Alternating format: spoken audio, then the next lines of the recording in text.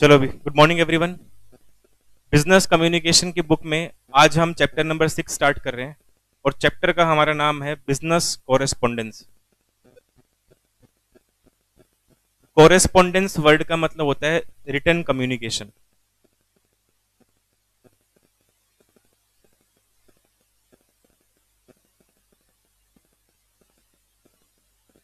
जैसे कि हमने जो चैप्टर नंबर 4 किया था इससे पहले, उसमें हमने डिस्कस किया था टाइप ऑफ कम्युनिकेशन कि कम्युनिकेशन करने के टाइप कौन कौन से हैं। उसमें ओरल, रिटन, विजुअल और ऑडियो विजुअल, चार तरह की कम्युनिकेशन पढ़ी थी हमने। अब उसी में से सिर्फ एक टाइप रिटन उठा के यहाँ पे दिया हुआ है।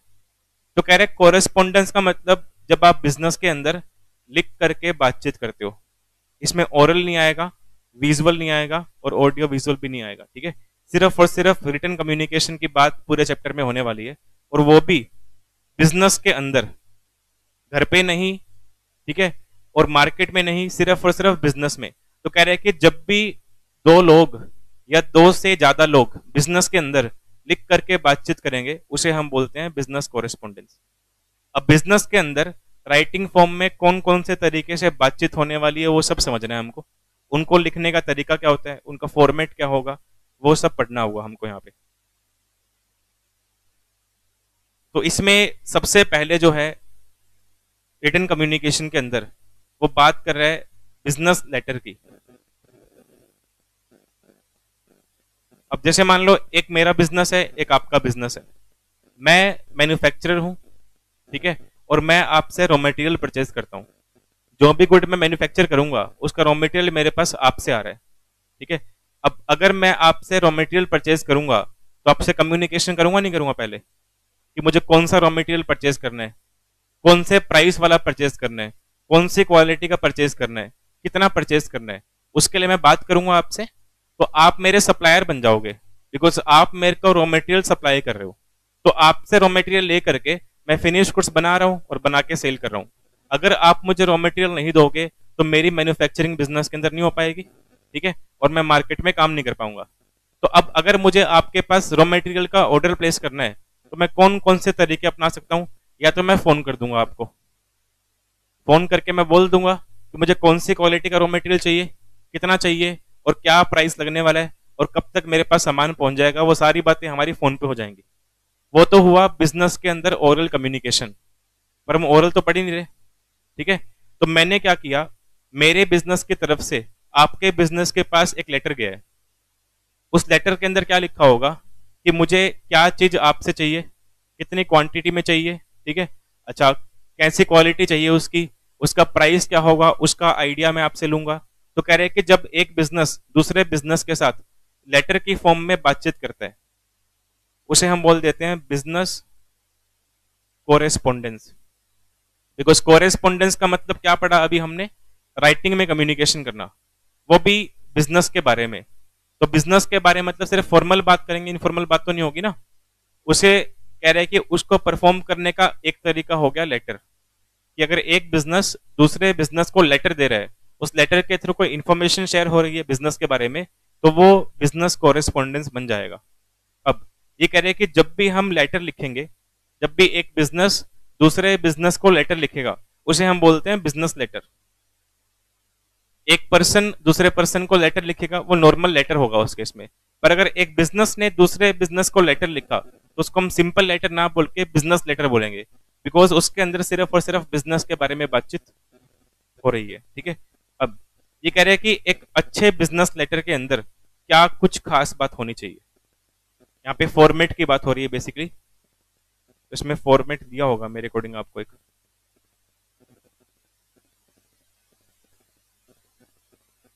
नहीं दिया हो कोई बात नहीं, अपने वैसे ही पढ़ लेंगे। ये कह रहे हैं कि जब भी एक बिजनेस दूसरे बिजनेस को लेटर लिखेगा, उस लेटर में क्या क्या चीजें होनी जरूरी है। सबसे पहले बात करें लेटर हेड। लेटर हेड का मतलब क्या होगा वो समझो।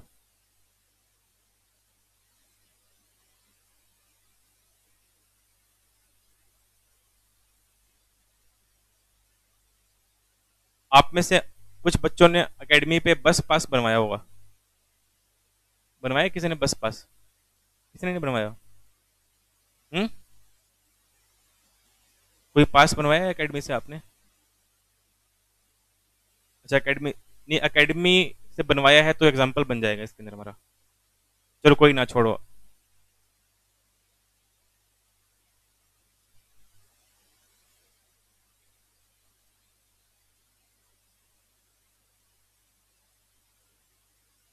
एबीसी लिमिटेड और एक्स वाई जेड लिमिटेड।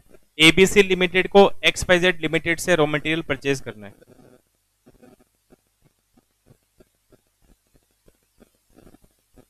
और उसके लिए एबीसी लिमिटेड एक लेटर लिखेगा।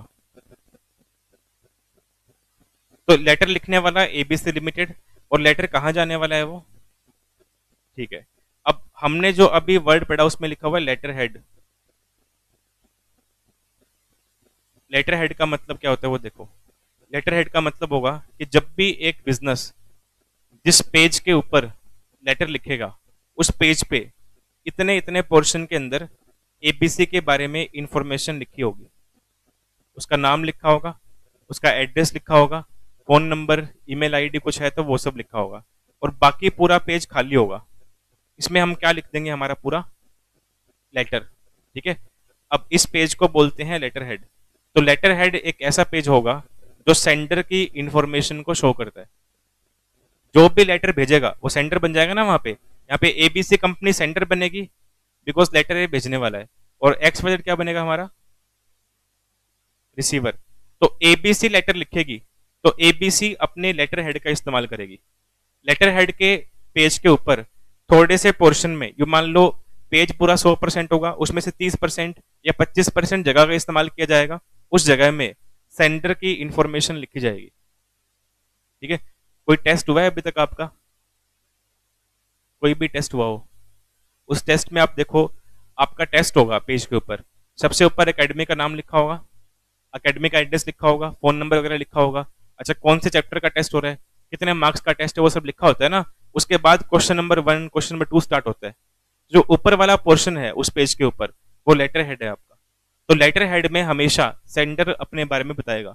अपने बारे में बताने का मतलब, जिसने लेटर लिखा है उसका नाम वहां लिखा होगा, उसका एड्रेस वहां लिखा होगा, उसका फोन नंबर, उसकी ईमेल आईडी, वो सब वहां पे लिखी होती है। उसे बोलते हैं लेटर हेड। तो कह रहे हैं जब भी एक बिजनेस किसी दूसरे बिजनेस को लेटर लिखेगा तो वो हमेशा किसके ऊपर लिखा जाना चाहिए? लेटर हेड के ऊपर लिखा जाना चाहिए। ठीक है। उसे हम बोलते हैं लेटर हेड।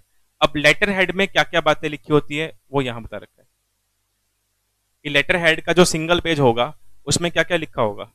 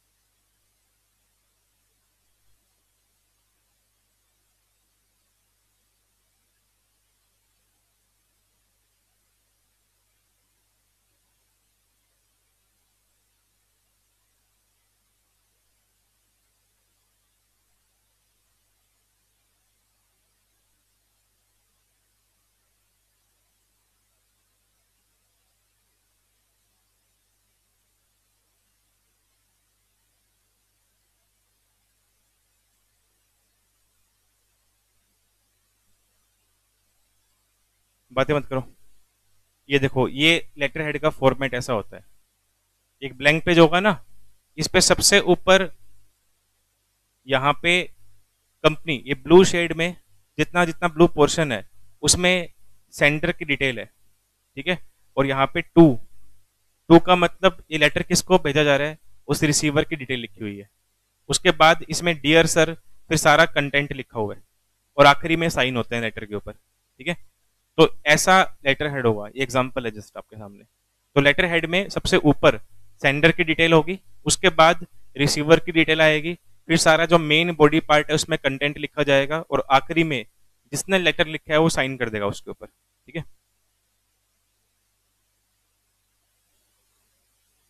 तो कह रहे हैं कि जो लेटर लिखा जाना चाहिए वो हमेशा लेटर हेड के ऊपर होना चाहिए। एक अच्छे लेटर में एक खास बात होती है।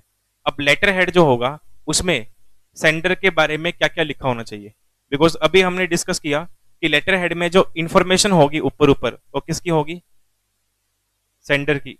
तो सेंडर की इंफॉर्मेशन में क्या क्या लिखा होना चाहिए, कंपनी लोगो।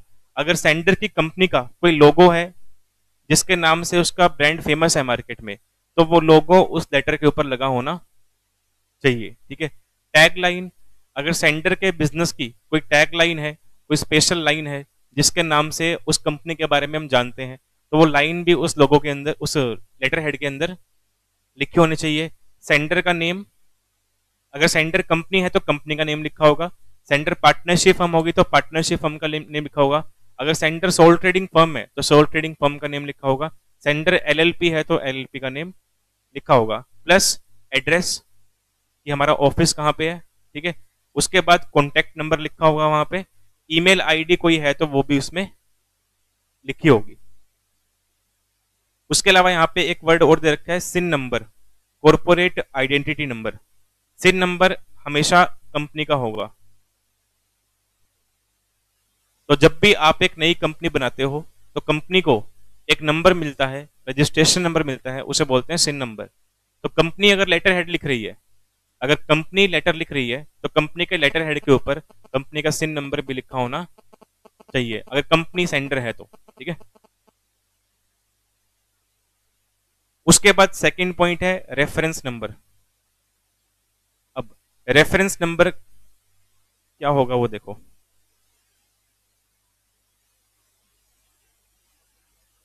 एक लेटर का जो फॉर्मेट है वो हम यहाँ पे बना ही लेते हैं ताकि सारी चीज समझ आ जाए हमको।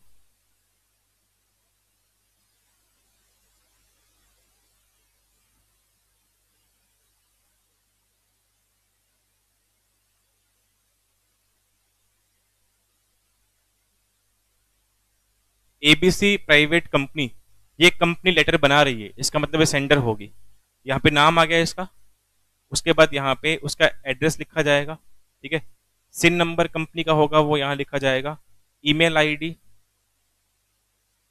फोन नंबर यहाँ पे आ जाएगा।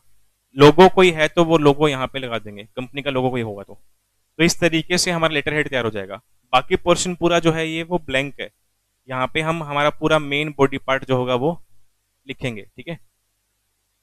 तो लेटर हेड इस तरह का बनेगा, फर्स्ट पॉइंट। सेकंड पॉइंट में लिखा, फर्स्ट पॉइंट हो गया लेटर हेड।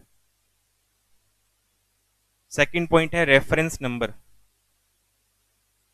जब आप कोई मार्केट से गुड्स परचेज करते हो, आपको बिल मिलता होगा, तो बिल के ऊपर सबसे ऊपर तो सेंडर की डिटेल लिखी होगी, वैसे ही हमने यहाँ लिखी है डिटेल, ठीक है। अच्छा, उसके बाद बिल कौन सी डेट को कटा हुआ है डेट लिखी होगी, और बिल नंबर भी लिखा होगा, ठीक है। बिल नंबर क्यों लिखा होता है, ताकि कल को मान लो कि मैंने आपसे कुछ परचेज किया, ठीक है, आपने मुझे बिल काट के दिया, बिल पे नंबर लिखा था 10, मतलब 10 नंबर बिल जो है सेल का वो मेरे पास है। अब मैंने आपसे मान लो 500 रुपए लेने हैं, मैंने आपको 2000 रुपए दिए थे सामान परचेज करने के बदले, और मैंने 1500 का सामान लिया था आपसे। आपने बोला कि 500 रुपये अभी खुले नहीं है, बाद में आप दोबारा जब आओ तब ले जाना, ठीक है। अब मैं कुछ दिन के बाद फिर से आपके पास सामान लेने के लिए आया, तो मैं बोल रहा हूँ कि 500 रुपये मैंने पहले लेने थे आपसे, तो आप मुझे पूछोगे कब से लेने हैं, मैं बोल रहा हूँ कि कुछ दिन पहले मैं सामान ले गया था। फिर मैं बोल दूंगा मेरे पास बिल है, बिल के ऊपर 10 नंबर लिखा हुआ है, मतलब 10 नंबर बिल देखो, उसमें आपने लिखा होगा कि आपने मुझे 500 रुपये देने हैं, वापस करने हैं। तो वो बिल नंबर जो है वो हमारे काम आ गया, ये देखने के लिए कि आपने मुझे कोई सामान बेचा है कि नहीं बेचा। ऐसे ही लेटर के अंदर एक रेफरेंस नंबर लिखा होगा। अब रेफरेंस नंबर कुछ भी हो सकता है, 1 2 3 4, ठीक है, या 0001, कैसे मर्जी स्टार्ट कर लो आप इसको। तो एक रेफरेंस नंबर लेटर में लिखा होगा। अब ये रेफरेंस नंबर क्या काम आएगा, फ्यूचर में कभी हमें चेक करना हो कि हमारे पास कौन से नंबर का लेटर आया था तो हम आपको बता सकें, ठीक है। मान लो मैंने ये रेफरेंस नंबर लिखा हुआ था बिल के अंदर, रेफरेंस नंबर मान लो 0001 है, और ये लेटर मैंने आपको भेज दिया। कुछ दिन के बाद मैंने फिर से फोन किया आपको कि मैंने आपके पास ऑर्डर प्लेस किया था रॉ मटेरियल का, वो आया नहीं अभी तक मेरे पास, तो आप बोल रहे हो कि कौन सा लेटर भेजा था आपने, तो मैं बोल दूंगा आप चेक करो, आपके पास एक लेटर होगा उसमें रेफरेंस नंबर 0001 होगा, वो मेरा भेजा हुआ है, वो चेक कर लो आप। अब आपके पास जितने भी लेटर आए हैं पिछले दिनों के अंदर, आप उनमें नंबर चेक करोगे, उनमें से जिस लेटर के ऊपर ये नंबर लिखा होगा इसका मतलब वो मैंने आपको भेजा हुआ है ना, तो रेफरेंस नंबर जो है वो हमको पास्ट रिकॉर्ड को ट्रैक करने में हेल्प करता है, ये लिखा हुआ है। अब रेफरेंस नंबर ना होता तो फिर आपको ढूंढने में क्या होती, मुश्किल होती है ना, बिकॉज लेटर तो और भी बहुत सारे आपके पास आए होंगे, आपको एक एक लेटर खोल के देखना पड़ेगा कि कौन से में क्या लिखा हुआ है। तो रेफरेंस नंबर जो है उसमें आपको ढूंढने में देरी नहीं होती, उसमें जल्दी ढूंढ पाते हो उसको। तो रेफरेंस नंबर लिखा जाता है लेटर के अंदर। उसके बाद नेक्स्ट आगे डेट, जैसे बिल में डेट लिखी होती है वैसे ही लेटर के अंदर भी क्या लिखी होनी चाहिए, डेट लिखी होनी चाहिए। अब इसमें देखो, इस डेट वाले पैराग्राफ को पूरा पढ़ना है, इसमें बताया हुआ है डेट कैसे लिखी होनी चाहिए। डेट लिखने का सही तरीका क्या होता है बता रखा है, the date must be written in full without abbreviation. आपको डेट लिखते टाइम पे शॉर्ट फॉर्म का इस्तेमाल नहीं करना, जैसे हम जनवरी को जैन लिखते हैं, फरवरी को फैब लिखते हैं, ऐसे नहीं लिखना आपको। सही तरीका जो होता है लेटर के अंदर डेट लिखने का, वो उसको पूरा लिखना होता है जैसे इन्होंने पूरा लिखा हुआ है, ठीक है। तो मंथ का जो नेम होगा वो शॉर्ट फॉर्म में नहीं आना चाहिए, इस पे ट्रू फॉल्स की फॉर्म में क्वेश्चन पेपर में आ सकता है। एक बिजनेस लेटर के अंदर हम डेट एब्रीविएशन के अंदर मतलब शॉर्ट फॉर्म में लिख सकते हैं, option A true, option B false, option C partly true partly false, option D none of the above. तो फॉल्स आएगा इसका आंसर, ठीक है। तो डेट जो है वो पूरी लिखी होनी चाहिए, शॉर्ट में नहीं लिखी होनी चाहिए। अब डेट लिखी कहां होनी चाहिए वो बता रखा है आपको, the date may be written इधर बिलो द रेफरेंस नंबर।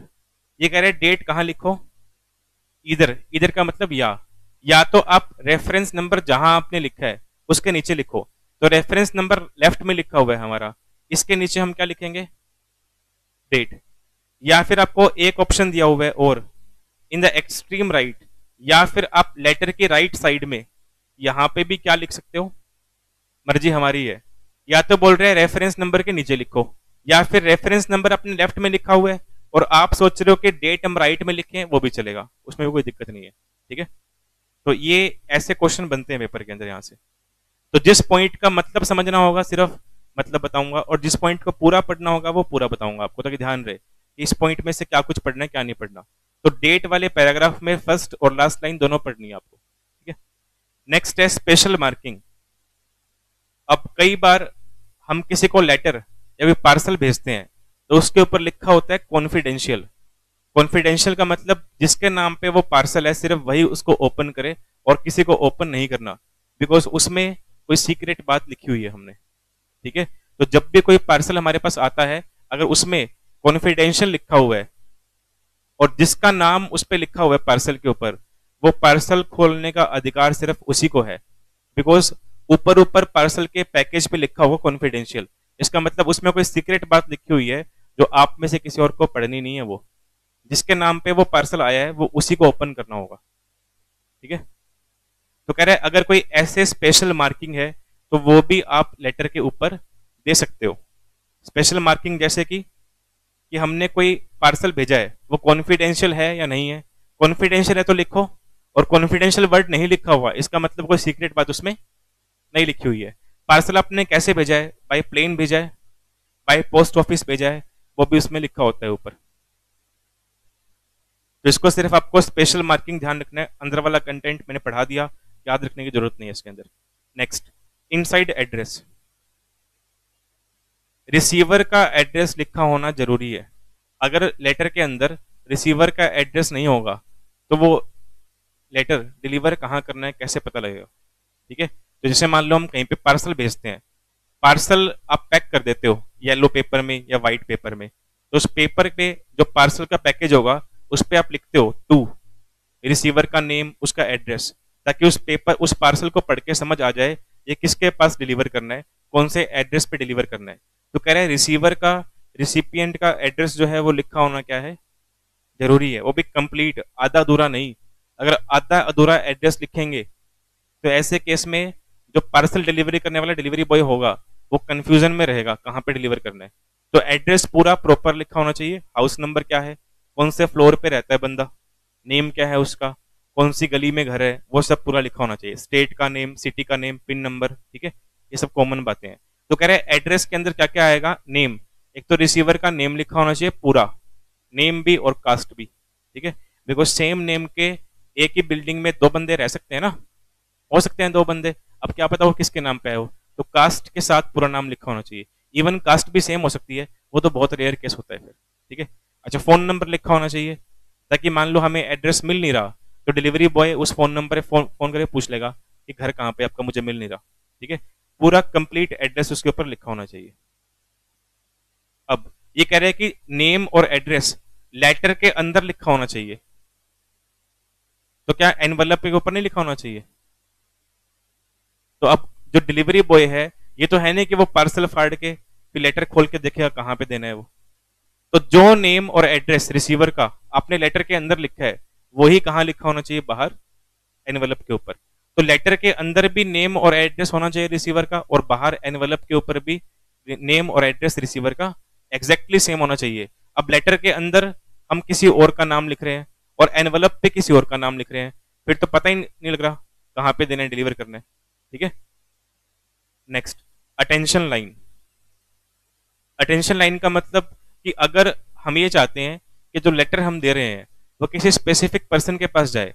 अब जैसे मान लो एक कंपनी दूसरी कंपनी को लेटर दे रही है, अब जिस कंपनी को लेटर दे रहे हैं उसमें 50 बंदे काम कर रहे हैं, तो 50 में से वो किसके लिए लेटर आया है उसका नाम लिखा होगा नहीं लिखा होगा। तो कह रहे हैं अटेंशन लाइन के अंदर आप बता सकते हो कि जो लेटर हमने दिए है वो स्पेशली कौन से पर्सन के लिए है, ये लिखा हुआ है। या फिर अटेंशन लाइन में आप कुछ ऐसा भी बता सकते हो, अगर आप सोचते हो, अगर आपको ऐसा लग रहा है कि उस लेटर का रिप्लाई जल्दी आना चाहिए, तो अटेंशन लाइन में आप बता सकते हो काइंडली, या काइंडली वर्ड को छोड़ो, प्लीज रिप्लाई इमीडिएटली। इसका मतलब हम क्या चाहते हैं? फीडबैक जल्दी चाहते हैं, तो ऐसा हमने अटेंशन लाइन में बोल दिया ताकि सामने वाला रिसीवर उसको पढ़ के हमें इमीडिएटली रिप्लाई कर दे। कहीं मान लो हमने अटेंशन लाइन नहीं लिखी और हमको इमीडिएट रिप्लाई चाहिए, पर ऐसा हमने कहीं लिखा नहीं, फिर सामने वाला पर्सन अपने मर्जी से रिप्लाई करेगा 1 दिन में 2 दिन में, और हम उसके रिप्लाई का वेट कर रहे हैं मान लो, ठीक है। फिर नेक्स्ट है सैल्यूटेशन। सैल्यूटेशन का मतलब dear sir, dear madam, respected sir, ऐसा हम लिखते हैं जब हम स्कूल में एप्लीकेशन लिखते थे छुट्टी लेने के लिए, ठीक है, तो हम लिखते थे ना, इसको बोलते हैं सैल्यूटेशन, इस सारे को। तो कह रहे हैं या तो आप डायरेक्टली सर और मैडम लिखो, ना तो आगे रिस्पेक्टेड वर्ड यूज किया हमने और ना ही कोई डियर वर्ड यूज किया, ऐसा भी हो सकता है। या फिर आप dear sir, madam, dear mister या डियर मिस जो भी है, मिसेस जो भी है, उसको आप सैल्यूटेशन के तौर पे इस्तेमाल कर सकते हो। उसके बाद सब्जेक्ट हेडिंग।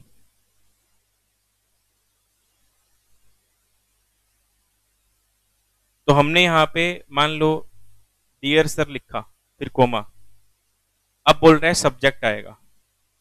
सब्जेक्ट का मतलब कि आपने वो जो लेटर लिखा है उसको एक लाइन में उसकी समरी क्या है वो बतानी है आपको, कि लेटर आपने किस लिए लिखा है। अब जैसे मान लो हम स्कूल में छुट्टी के लिए एप्लीकेशन लिखते थे, तो सब्जेक्ट में क्या लिखते थे? Application for leave. तो इस सब्जेक्ट को पढ़ के रीडर समझ जाता है कि ये एप्लीकेशन किस काम के लिए लिखी गई है।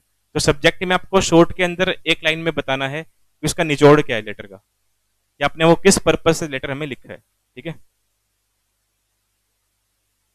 फिर सब्जेक्ट के बाद बोल रहे हैं मेन बॉडी पार्ट। अब मेन बॉडी पार्ट का मतलब जो मेन सारा कंटेंट है लेटर का वो वहां लिखा जाएगा, 1 पैरा में, 2 पैरा में, 3 पैरा, 4 पैरा, जितने पैरा बनाने हैं वो बनाओ आप उसके अंदर, ठीक है।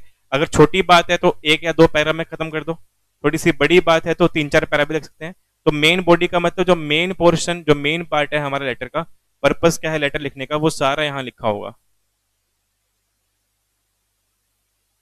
उसके बाद कंक्लूजन इसी में लिखा हुआ है। अब जैसे मान लो हम छुट्टी के लिए एप्लीकेशन लिखते हैं, तो हम लिखते हैं उसके अंदर कि हम बीमार हैं, स्कूल आ नहीं पाएंगे, 2 दिन की छुट्टी चाहिए। फिर लास्ट में बोलते हैं kindly grant me leave for 1 day 2 day, इस तरीके से। तो काइंडली का मतलब आप क्या कर रहे हो, वहां पे सामने वाली पार्टी से रिक्वेस्ट कर रहे हो, ठीक है।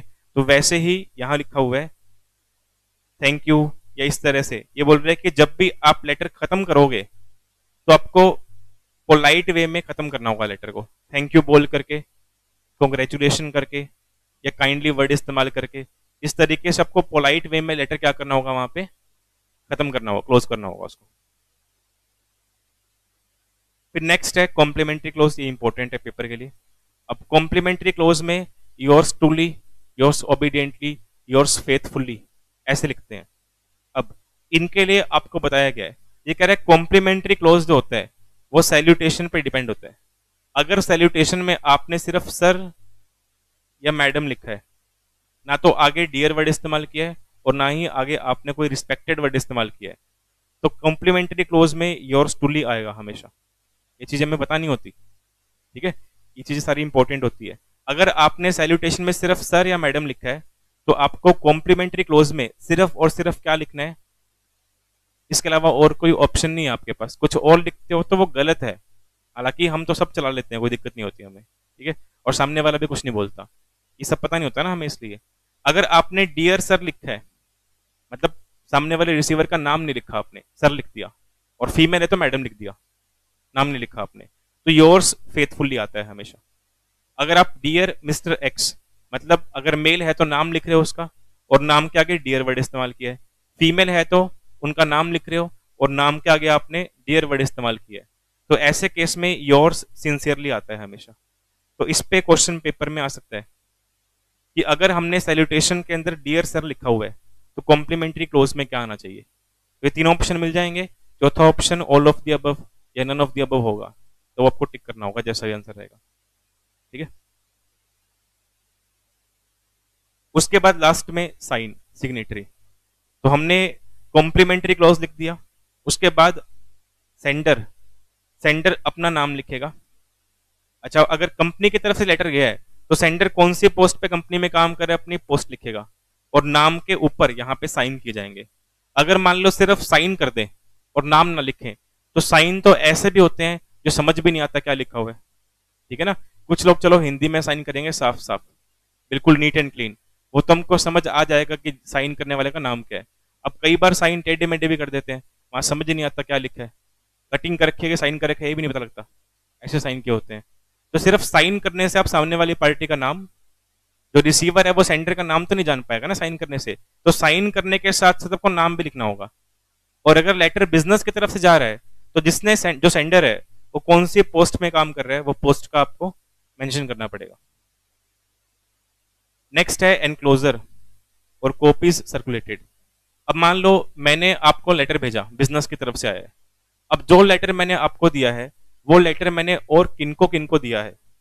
मान लो मैं कंपनी में सीएस हूं और आप अपनी कंपनी में मान लो बीओडी हो, कंपनी के डायरेक्टर हो आप, ठीक है। अब मैंने कोई लेटर आपको दिया है, उसी लेटर की मैंने एक कॉपी आपके कंपनी के चेयरमैन को भी दी है, आपके कंपनी के मैनेजर को भी दी है। तो मैं अपना नाम और साइन जहां पे किया होगा मैंने, उसके बाद मैं लिखूंगा कि मैंने इस लेटर की कॉपी जो आपको दिया है उसकी मैंने और कॉपीज किनको किनको दी है, वो मुझे लिखना पड़ेगा उसके अंदर, ताकि आपको पता लग जाए कि जो लेटर आपके पास आया है वो आपकी कंपनी के चेयरमैन के पास भी गया है और मैनेजर के पास भी, ताकि उनसे आप डिस्कस कर सको। क्योंकि लेटर तो सेम होगा ना सबके पास जो गया है, तो उनसे आप डिस्कशन कर सको लेटर के बारे में, इसलिए मुझे बताना जरूरी है। तो अगर लेटर सिर्फ आपके पास ही आया है तो फिर मुझे ये वाला पॉइंट डालने की जरूरत नहीं है, बिकॉज किसी और का नाम किसका लिखूं, मैंने किसी और को दिया ही नहीं लेटर। अगर आपके साथ साथ लेटर किसी और के पास भी गया है वही लेटर, तो मुझे सबके बारे में बताना पड़ेगा कि मैंने किनको किनको वो लेटर भेजा है। उसके बाद लास्ट पॉइंट दिया हुआ अनेक्सर। अनेक्सर का मतलब अटैचमेंट।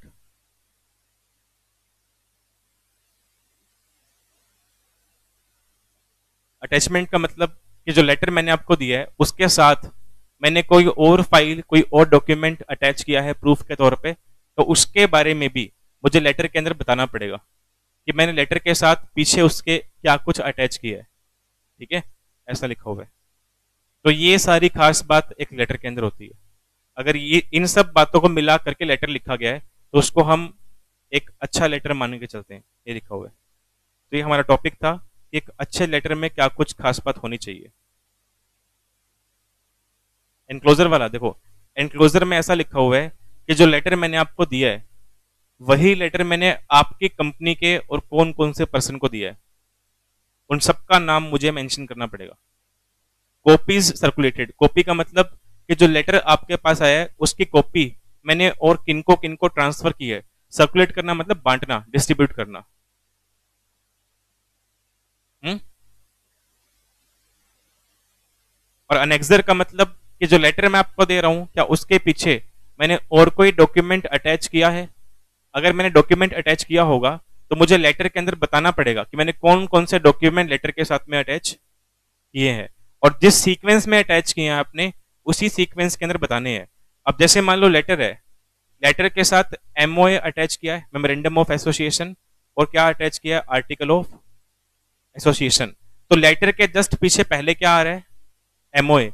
उसके बाद क्या आ रहा है? तो जब मैं लेटर के अंदर लिखूंगा कि इस लेटर के साथ मैंने एमओए भी अटैच किया है और एओए भी अटैच किया है, तो मैंने पहले लिखा एओए फिर लिखा एमओए, तो ये गलत है। बिकॉज एओए तो बाद में आया है ना, उससे पहले क्या अटैच हो रखा है? तो कह रहे हैं जो चीज जहां पे अटैच है उसका उसी सीक्वेंस में नाम लिखा होना चाहिए। ठीक है, अगर आपने पहले एओए लिखा फिर एमओए लिखा, तो आप एमओए को बाद में अटैच करो और एओए को पहले अटैच करो, ऐसा होना चाहिए। कुछ बोल रहे हो? हम्म? क्या गिर गए?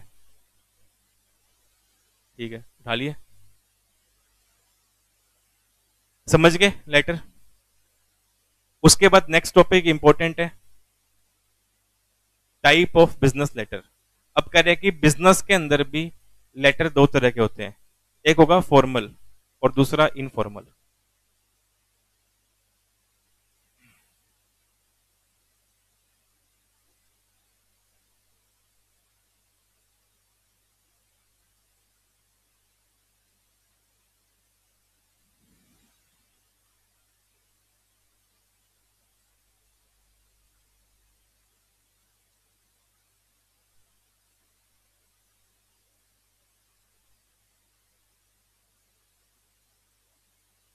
ना नोट मत करो, बस समझ लेना, उसमें लिखा हो वैसे सारा।